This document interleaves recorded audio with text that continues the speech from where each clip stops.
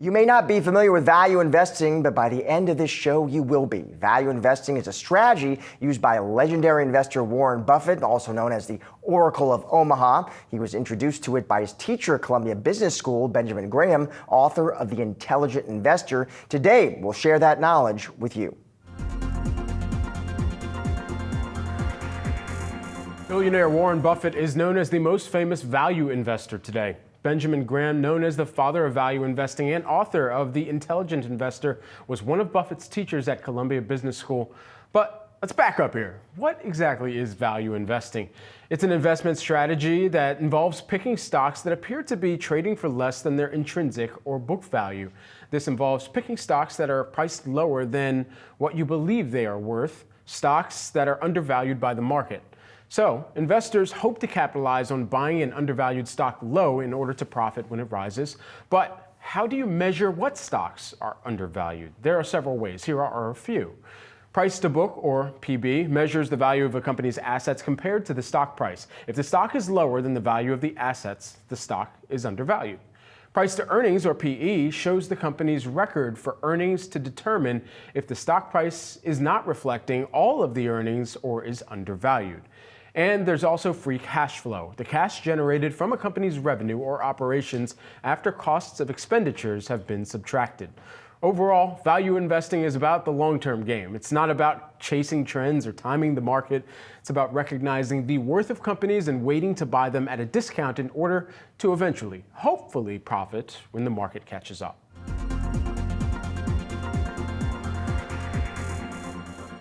Berkshire Hathaway is now the 9th largest company in the world by market cap at just over $1 trillion. It was originally founded in 1839 as a textile manufacturing firm. It later merged with other companies to become Berkshire Hathaway as we know it today.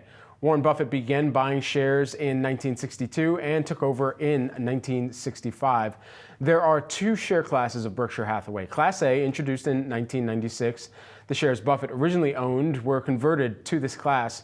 They are currently priced at more than $700,000 per share, thus creating the need for a more affordable version, the Class B shares. Buffett is the 9th richest person alive, according to Bloomberg's Billionaires Index. He has a net worth of $150 billion, trailing other big tech CEOs like Elon Musk, Mark Zuckerberg, and Jeff Bezos. The majority of Buffett's wealth comes from his 37% stake in Berkshire Hathaway. That shakes out to over 207,000 shares of Class A and B, worth around $148 billion combined. He also has $1.7 billion in cash and other assets, and in 2025 alone, Buffett's net worth has grown by $8 billion.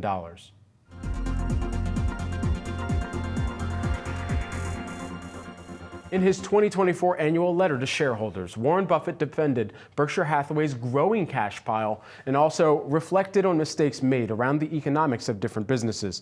Buffett said the company did better than he expected, but our next guest says Buffett's musings and that $334 billion cash position is bearish for Buffett. Here to react, we've got Bill Smead, who is the Chief Investment Officer at Smead Capital Management. Bill, always a great pleasure to get your read in on Buffett. Break down your analysis of this $334 billion cash pile that they've accumulated. Well, the first thing is he said there's nothing compelling. In 1969, when he broke up his partnership, he said the kind of things he likes to buy had been combed and recombed. And then a year and a half ago, he said the kind of large, wide moat, high quality companies with high return on equity that they like to buy have been endlessly picked over. So he's gone combed to recombed, endlessly picked over, nothing compelling. I don't know how many languages or vocabulary breakdowns you need. The $334 billion in cash tells you everything you need to know. He's as bearish as he ever gets, and I don't think really wants to offend people at this time. You know, some would call that cash pile dry powder, just waiting to be deployed. Where do you think some of the first areas are that he's monitoring for to ultimately redeploy some of that cash? Well, for him to put a lot of that cash to work, he would need 07 to 09 or 2000 to 2003 bear market. And by the way, that wouldn't be the most shocking thing from here that ever happened. I think Buffett's favorite measuring tool is the stock market value versus GDP, and it's the highest it's ever been. So if he was worried about it in 2000 when it got high, just imagine how worried about it he would be right now. And so if you were sitting on that cash pile, where would you be deploying that right now? Well, there's a couple things he likes to do. We own one company that would be the kind of thing that he likes to do, which is D.R. Horton, which is 7% owned by the heirs of D.R. Horton, who passed away last year. Now, I'm just using this as an example. A family-owned public company, as an exit strategy, a lot of time we'll call Buffett, like Clayton Homes or others, and just say, hey, would you keep everybody in place and let us join your party? But that's just an example of what might happen. The home builders have kind of been left for dead here as people worry about the affordability of homes, despite the fact that the largest home builders, Horton and Lennar, actually alleviate that problem by building affordable homes. D.R. Horton builds the most affordable brand new home in all 36 states they operate in. You know, all of these things considered, for the positions that they're still holding on to, do you think that we'll ever see a Buffett, the activist, in those positions where they still do want to have a voice in their shares and through their voting value as well? Well, I think the baton is being passed to Greg Abel. And some pretty reliable sources indicate that he's a very strong business selector. But I don't care whether it's Greg Abel or whether it's Todd Combs and Ted Weschler. This is a difficult market to navigate right now for people looking for value. We find value in the oil business. We find value in the home builders. We find value in some of the out of favor pharmaceutical and biotech companies that people are afraid to buy because of the political climate and the newfound job for Mr. Kennedy. So that's where the bargains are right now. And of course, people are scared to death to go there, that's a key to value investing. In The Intelligent Investor, Ben Graham said, the value investor buys from pessimists and sells to optimists. Bill, always a pleasure to grab some time with you. Thanks so much for breaking down the latest findings from Berkshire Hathaway as well. Thank you.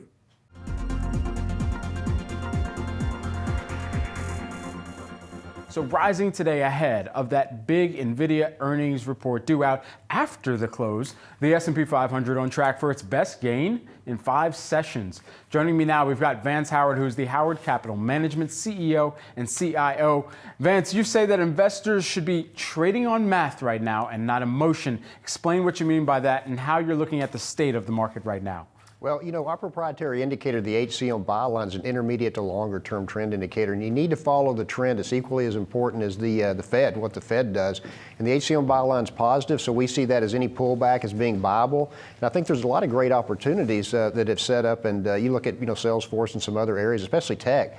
So I think we're going to see the market start to bottom out, sometime this week, and I think that's a very, very positive sign. But net, we're very bullish for 2025. Now, when you say trading on investments and trading on, math, not emotion here, no animal spirits playing in and showing up in that.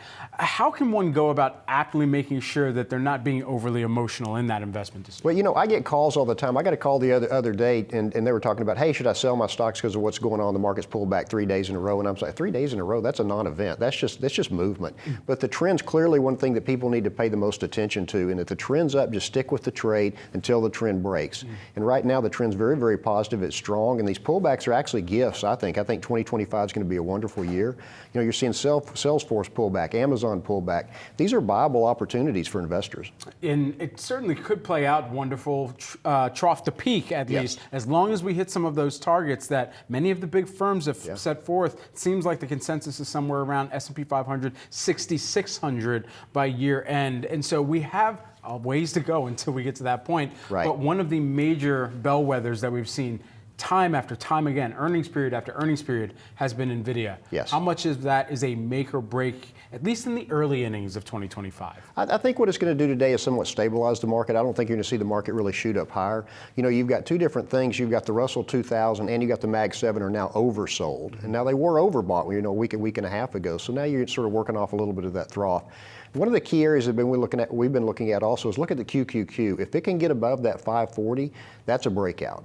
Now it's trading in that range, and always remember, never short a dull market. Up until the last 3 days, the past 6 to 8 weeks, it's been pretty dull. It's been just sort of sideways trading in a range. So I think there's opportunity here. Keep your emotions in check. Don't sell out just because you had 3 bad days, because 3 bad days, a week from now, they can make up for it in a heartbeat. You know, what we've seen in the last few sessions here as well is pressure on some of the riskier areas of the markets. And crypto naturally comes to mind with that. How have you been evaluating? Well, you look at crypto as 110, and it's packed off to about 87 now, 87,000 now. I think it's going to go down to about 81 to 80. I think you've got support there. I think the overall market, NASDAQ tech, is very much viable. I'd be a little bit patient on crypto. Net, now listen to what I'm going to say. I think we're going to hit an all-time high in Bitcoin by the end of the year. I think we'll come out of this 110 and shoot back up. And even the drawdown that we're seeing now is less violent and less volatile than what we've seen historically. So it's starting to stabilize. Any price target for that all-time high for crypto? Don't have an all-time high. I'm just predicting it'll break out of that 110. I think people will be very, very pleased. And this at 80, even if they bought it today and it pulls back a little bit further, I think you've come in at a good entry price. I want to end the conversation where we began, and that was some of the picks that you had. And you had mentioned Salesforce, I believe, within that here. Why is that? And is that perhaps indicative of a broadening in the AI trade? I think so. And one thing that I like, and you and I have talked about this before on your show, is I love recurring revenue. Salesforce CRM's a symbol. They have recurring revenue. They don't have to go out and resell the product every month. They get a check every month for somebody that's using it. Plus, you've got AI that can be infused into Salesforce, which can actually make a real big impact and make the product more valuable and more usable for investors and for people who are using it to advance their businesses. Really interesting. Vance, great to have you back here in studio with us. Really appreciate the time and the insights here. Thank you so much. Absolutely. Are you ready to master the markets and, dare I say, become a better leader in the process? Well, Yahoo Finance has you covered with our new full suite of original podcast content. Whether you're a seasoned investor or you're just starting your financial journey, we offer invaluable market insights and strategies to help boost your portfolio, build your wealth, and make you a successful investor. Podcast that will make you a smarter investor. Welcome to Stocks in Translation. I'm your host, Jared Blickery. Welcome to Financial Freestyle. Hi, I'm Bob Powell, and welcome to Decoding Retirement. Welcome to Living Not So Fabulously. Welcome to Trader Talk, the podcast that dishes out the market straight up. Welcome to Capital Gains. I'm your host, Madison Mills. Welcome to Word Money. I'm Patrick Murphy. And I'm Dan Coons. From Wall Street to Main Street to the C-Suite, we are your daily lifeline, because behind every great investor is Yahoo Finance. Join us on yahoofinance.com, the Yahoo Finance app, or wherever you get your podcasts.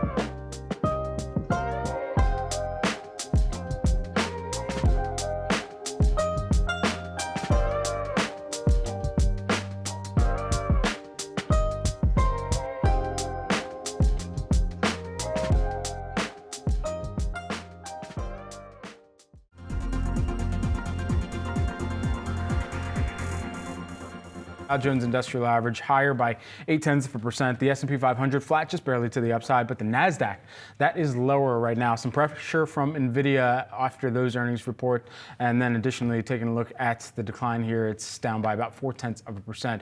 That is following those fourth quarter results from NVIDIA. Joining me now, we've got Robert Pavlik, who is the Dakota Wealth Management Senior Portfolio Manager. You're looking at a variety of factors here, Robert, that are driving the recent volatility we've seen. What are they? So, I mean, you have inflation. Inflation doesn't seem to be ebbing at all. You have concerns about growth of the overall economy. Retail sales report, the Walmart report, that's concerning people. Tariffs are concerning people. Trump is talking about raising tariffs not only on, China, but Mexico and Canada. He's talking about reciprocal tariffs. I think all those things came together, especially with a market that was trading around, 23 times. And, you had a lot of run up in some of these big momentum, highly traded trader type stocks like AppLovin and Palantir. And I think that all sort of came together at one point, and people started to, move to the exit, and, selling begets more selling. Is it a problem for the overall economy? I mean, growth is certainly, small. It's being reduced. I mean, we're looking at GDP of 2.3%, something like that. I had been saying, even since I've been on since January, that I thought GDP growth was going to be 2 and 2.5%. It's not the worst. I mean, it was kind of like what we experienced during the Obama administration. We were growing and the market did okay, but you're not just seeing it go gangbusters. You have to sort of really pick your spots in this market. And so with that in mind, and it sounds like a lot of the economic inputs that you were mentioning can also contribute to what we heard one of our guests from Stifel earlier say, prepare for a wobbly stock market as a result of that. What would you use to describe what type of fluctuations we're expecting to see over the course of this year? So what worked all sort of last year, probably won't work all this year. You're not going to have all these big Mag 7 type of rallies that are going to carry the overall market. It's already the long trade right now. You have to actually do your work and find companies that are good quality names depending on your risk tolerance. If you have a high degree of risk, then maybe, an AppLovin, a Palantir, a Snowflake matches into your portfolio. But if you're like the rest of us, I mean, who, are somewhere between, 5 and 7 on a risk tolerance of 1 to 10, you're probably looking at, names that I've suggested in the past, like Costco, like Google or Alphabet, or like TJX or AJ Gallagher. Yeah. I mean, these are good, solid names that are doing really well. And nobody talks about them in the market. Nobody ever talks about AJ Gallagher except when they report. Nobody ever talks about TJ Maxx except when they report. So these are the types of names that I look to put into my portfolio right now. And so how does that factor into the barbell approach that we're increasingly hearing strategists talk about right now? So I think you can have some exposure to technology.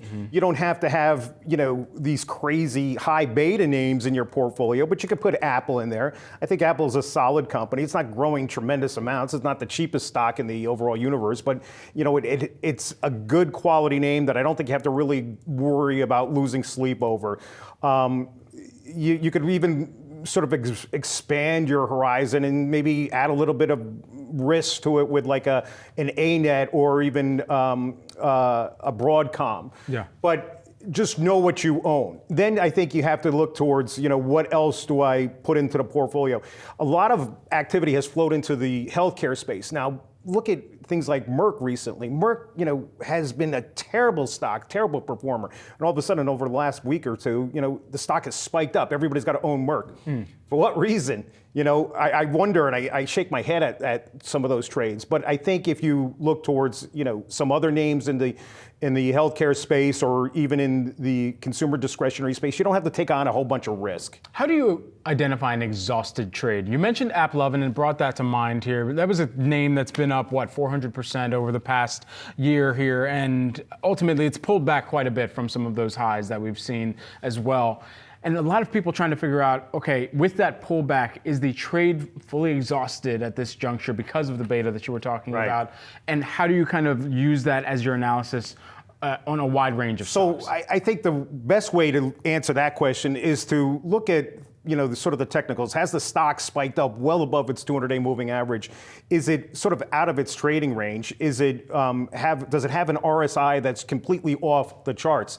Now, if you're taking a look at those types of stocks, which we saw like 2-3 weeks ago, and you're thinking, well, I can't add this to the portfolio. We're constantly reviewing the names in our holdings, and we're constantly looking for new names or possible better names for the portfolio. So there really wasn't much there to be interested in. But I think if you come back to, again, like a TJX or AJ Gallagher might even be a little bit extended. I wait for a little bit of a pullback, but TJX looks pretty decent too. Just reported earnings. Yeah, exactly. And Gallagher just reported like a couple of weeks ago. So again, quality names, nobody talks about them.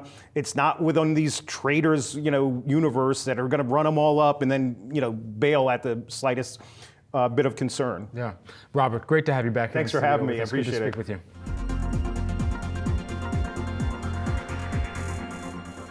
Joining me now, we've got Liz Miller, who is the CFP and Summit Place Financial Advisors founder and president. Liz, you say boring holdings are a valuable part of any portfolio, especially during the recent volatility that we've seen. So walk us through what you mean by that, and where are you looking for these so-called boring holdings? So, of course, we're always talking about investors having a diversified portfolio. But certainly the last year, we know there was that temptation to just own lots of the high-flying AI stocks, lots of NVIDIA, even lots of Microsoft. You were just noting that we see some of those under some short-term pressure. But it certainly has been an uncertain market. And to my mind, that's when that full diversification comes into play. And I talk about the parts of the portfolio that felt boring over the last year or so, like a healthcare holding or a food and beverage kind of holding, which really weren't participating in last year's strength. So all of this in mind, we got some fresh economic data here this morning. Want to get your read through on personal consumption expenditures, especially how that carries through to how investors are thinking about the consumer as it relates to the economy and the Fed's dual mandate. Sure. Well, we need to start with the income part that came in this morning, which showed that incomes were growing. Personal income was up, in line with expectations, but growing. And then personal spending for the month was down, and that was a big miss. And I think there's two components to that. The pure economist in me needs to say, well, we had some weather, and that might have distorted that number, and so we need to watch it for the trend. But I also think it's really reflecting exactly what we're seeing in this market, which is just this sloshing uncertainty. We get a little bit up, a little bit down. Investors and consumers, same people, really aren't sure where we're going and want more visibility on what the direction is before they open their wallets some more. Certainly. And so as you're looking for some of that visibility, where do you think that visibility comes in the form of at this juncture? At this juncture, I really think it comes from policy out of the White House. Now, we know, and we knew coming into this year, that President Trump's policies often look very different from the early discussions. And we're all just getting used to that again and figuring out how does that get reflected in the market. The truth is it takes a lot of patience, which is kind of surprising because when you think about our president, you think about someone who wants to be very action-oriented. But as an investor, you really have to sit back and wait to see what kind of policies we're really putting in place. And so as we're waiting for those policies to really be clarified, who are some of your top picks in your portfolio management strategy right now? So I'm going back to what we call those boring stocks, like Johnson & Johnson, a wonderful long-term holding. The stock has sort of traded in a range for a couple of years. The fundamentals are fine, and I think that's one of those places where you can be buying today, and you're going to get some stability through a market like this. I also talked about kind of the food and beverage players like a Coke. Coca-Cola hadn't done things for a while. We did get a bit of a boost up and down last year, but very quietly, this is a company that really does keep adjusting to trends. It's not just selling sugary sodas. And again, I think this is one of those holdings that it may not be where you think a lot of the future growth comes from, but these kinds of diversification in your portfolio play an important role. Liz, thanks so much for taking the time here with us today. Really appreciate it.